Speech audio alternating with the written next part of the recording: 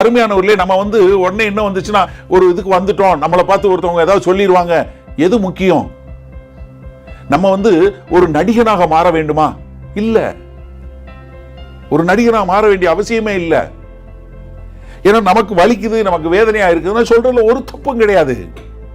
தாவீது இருங்கப்பா, நான் ஒரு நிமிஷம் நான் போயிட்டு இது பண்ணிட்டு வரேன் அப்படின்னு சொல்லி ஒண்ணு கெத்து காட்டல. தாவீது எல்லாரும் முன்னாடி உட்கார்ந்து அழுகிறாரு. It's okay. என்ன அப்ப மக்களுக்கு தெரியட்டும். கர்த்தராகிய இயேசு கிறிஸ்து சொல்லும்போது அவர் பிரதான ஆசாரியர் இருக்கிற காரணம் என்ன சொல்றாங்க?